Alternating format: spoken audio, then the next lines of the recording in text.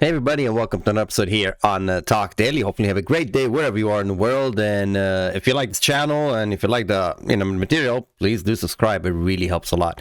So let's get to it. And with this article, before I go any further, it comes from Motor Trend and it's written by Mr. Aaron Gold. I have a link to this article in the description below as always. So what is the point? This is a 2022 Honda Passport. It's an big SUV that Honda makes, and it's a TrailSport. It's kind of their way of making the TRD version performance kind of aspect. And basically that's what they're trying to compete with. So the article goes on, basically giving you the gist of it and saying that the pros, it's roomy inside, surprisingly fulfilling to drive, and the TrailSport trim delivers no on-road compromises. And then goes saying the cons, the TrailSport package also has no off-road abilities, on-road tires, and no skid pad, raises the risk of off-road troubles. Soft, unpredictable brake pedal. That was kind of hard to say, the brake pedal. So let me just give you I respectfully disagree, because this vehicle is fantastic. It's a very, very nice car.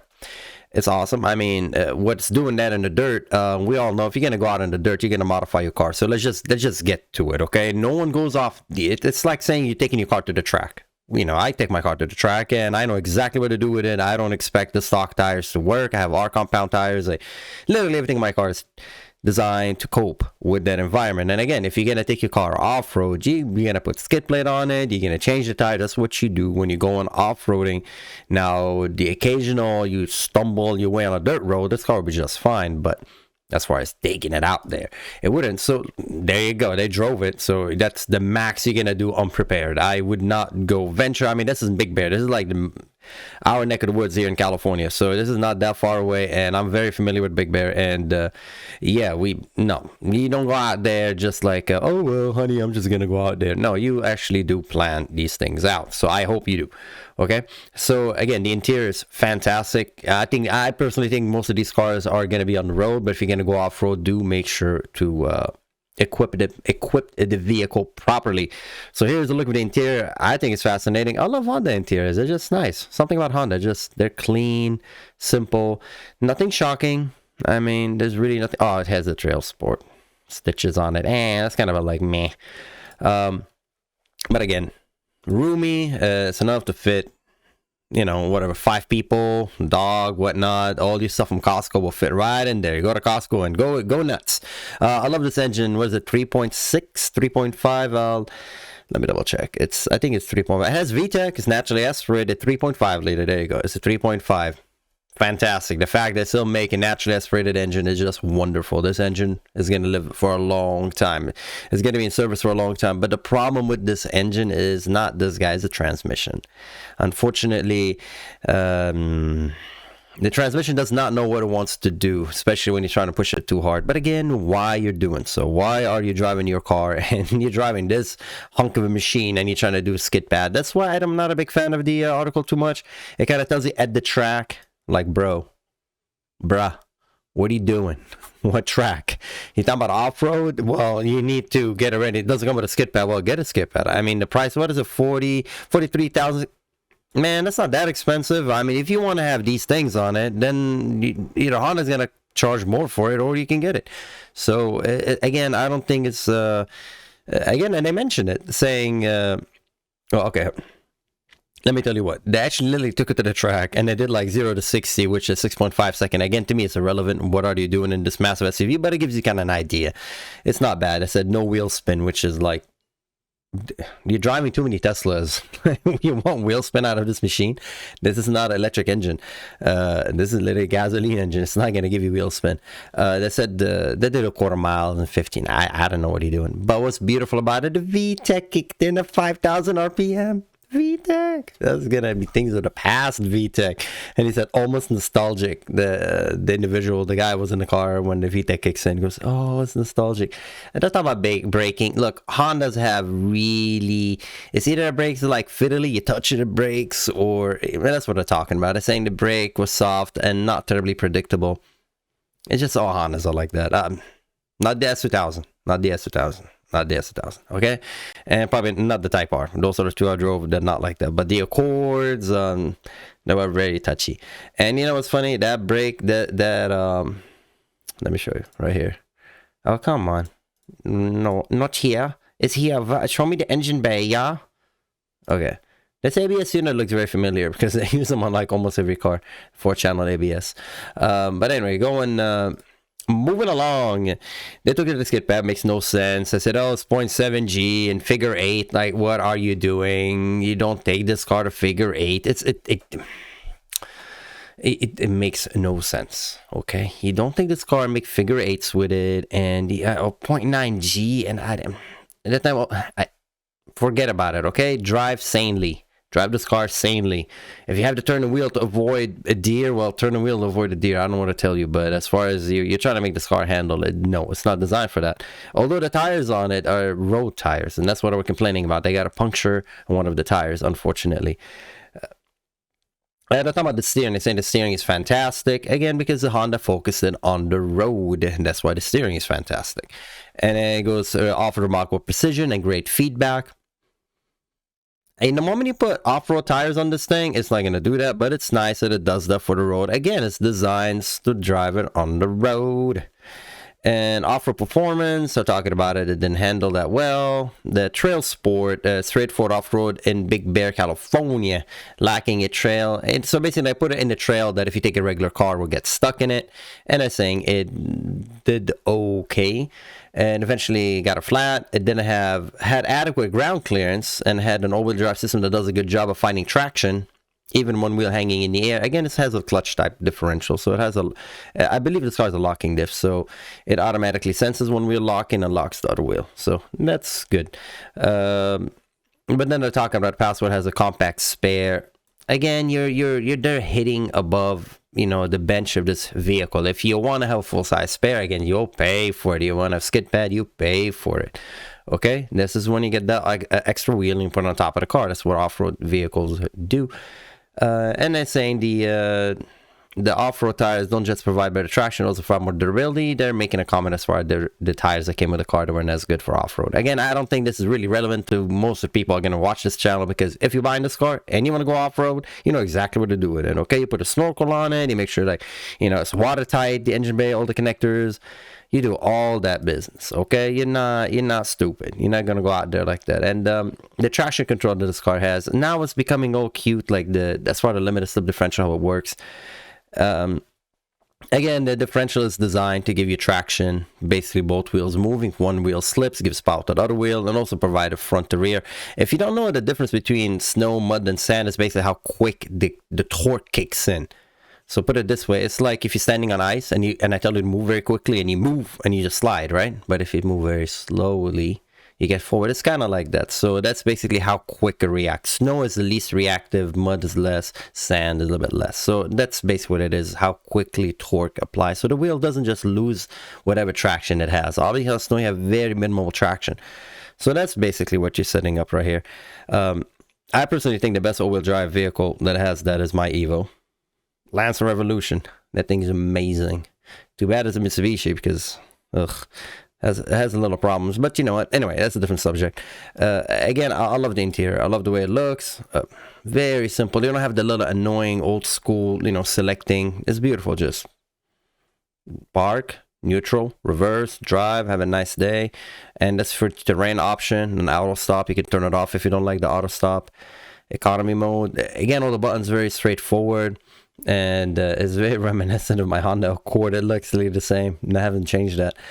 The center console, I'm a personal, I love when you have a center console that you could actually open and you put things in it. I don't like the slidey thing. I like to put somewhere where the rest of my elbow. It's just the way I personally, so I really don't like that flat panel. I want to have something there where I could open and put my elbow on. It's just the way I drive. It's just what I like.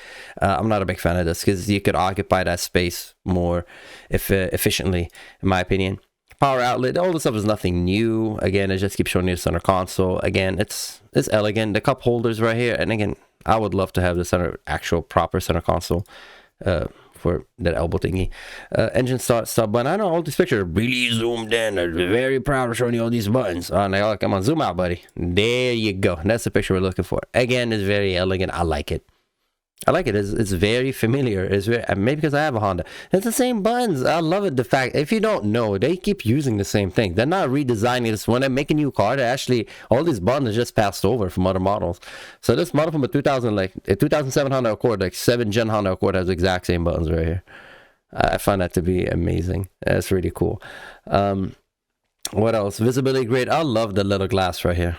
I love that. That kind of gives you that extra visibility when you can't see. Again, you want to know if a car is designed for off-road or not from the factory. Look for the handlebars. Those are like, oh my god, handlebar. Let's call them oh my god handlebar. They're usually up here. Put your hands on it, so when you get up, you hold on. You hold on to the car when you get in. They don't have those, so that kind of tells you from the get-go. This car is designed to just chill, dude. Yeah, it's off-road, but if you want to, you can make anything off-road. You can make an Odyssey van off-road. Make a Sienna all-wheel drive off-road. The stitching is neat. Again, the orange stitching. The TrailSport, okay. It just feels like kind of cheesy a little bit. I don't know. It's just my opinion. It just kind of feel like a badge. It's just like, meh. I'm not a big fan of that badge on the seat. The badge right here is just, they need to come up with a cooler brand like design. I think currently it's just a bunch of letters. It's kind of from far away. Like, what is that orange thingy? Oh, it's this. It's the TrailSport with mountains. Like, but again, I love the color. It went off-road, which is a testimony for $43,000. It's great. This car that goes off-road and has a better range than all those electric SUVs that pretend to actually go off-road. This car, you can put a bunch of gas in it and go. You can take this car from here to Latin America, from California, drive all the way south and all the way north to Alaska if you want, fill up gas station and actually go. These are the last of these cars. Now they're gonna make you buy electric, and you're like, oh boy, honey, can we pull over to the side? I need to charge my car for 45 minutes. And you don't need to do it with this. At 45 minutes, that's even being generous. But let's just stick on the subject. Look at him. He's happy. He's driving. He got the roof open. Doing his thing. Again, these tires are really road tires. So the fact that it actually did go in the mud and I wouldn't do that. In a brand new car, I would definitely put skip plate. I would change the top wheel. I'd do everything. So the fact that doing it stock, it's kind of like pushing the boundaries a little bit. But I understand because it comes with a TrailSport. But to a certain degree, the TrailSport is it's not really refined to that point because I don't think Honda could afford. Well, they could make it crazy off-road, but I don't think consumer will spend a lot of money. They're still loyal mainly to the other brands. So it just as a start is good. I believe it really is a start. For what it is good. So let's look at the specs. 4-wheel drive, 5-passenger, all-wheel drive. You know, price assessed at $44,000. That's a good price. That's an excellent price. So I don't see any issues with that. We had tested a Passport AX all-wheel drive or Elite, or likely would have seen the same performance on an off-road and the same flat tire. I don't know. I keep talking about the flat tires. Like, get over it. This is not the tire for off-road. So my recommendation, would you buy it? Yeah, heck yeah, I will buy it. It's beautiful. It's nice. It's not that expensive, and it's very useful. And unfortunately, they don't show. Let's see. Engine through. Let's see the MPG. 28. Hey. No, that's a stupid like. Let's look at EPA on 400 miles on sale now. 1924. Again, that's what I expected. Okay, so you're looking at about 20 something miles per gallon. 20, 22, 21.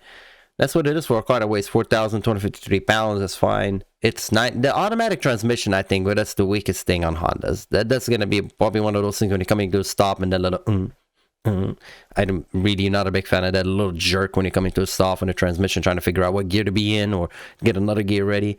So they also suffered with that when they were doing that testing, when they were extremely driving and doing what they're not supposed to do, figure eights and weird stuff, and to give you some rubbish numbers of 0.79 G lateral acceleration, which is irrelevant on that vehicle. But the range, 410 miles, that's fantastic. That's fantastic. Remember, 410 miles, you go to the gas station, pluk, pluk, pluk, pluk, pluk, pluk, and you got another 410 miles to go. And that engine is naturally aspirated. You don't have to worry about no turbine blowing up. You don't have to worry about plumbing. You know, if you don't know what I'm talking about with the plumbing, I'm talking about the intercooler plumbing, all the extra stuff that comes with the turbine, the engine bay. Simple. And I truly love that. I love the fact that the engine bay is simple. And here you go. They're talking about the spare tire. I mean, dude, No, look what they're wearing. Are they wearing sneakers? No, not wearing sneakers. They're wearing literally hiking boots. So if you're wearing hiking boots, you prepped your body for hiking boots. You didn't prep the car, so hello. I don't know what is so sad about it, I guess. Dude, get to work. You don't, if you're going off-roading, you do not use a scissor jack. Don't use that. I don't know when you're gonna have flat surface to do the scissor jack. So long story short, let's just get off the, I don't know what they're stuck on the off-road. I love the car. I like the way it looks. Wow, that's when you know it's not your car and you do this, because I would not do that with a car that has no skid pad underneath it and not proper tires. But hey, they don't care because it's not their car. So if you're gonna buy it, you're gonna care, and you're gonna make sure that your car is set up properly. So long story short, would you buy it? Absolutely. Daily drive it? Absolutely. It's nice, it's roomy, and if you like SUV, if you like Honda, if you like the brand, it's really fantastic. I really can't fault this car. I like the way it looks. I really do. It's not futuristic. Honestly, it doesn't have anything wowie, but wowie, that's a new word. Anyways, as always, thanks for watching. This has been the 2022 Honda Passport TrailSport. Anyway, as always, take care and thanks for watching. If you like this material, why not subscribe and let your friends know? Hey, and let me know in the comments below what you think about this whole subject. And if you have one, tell us your experience.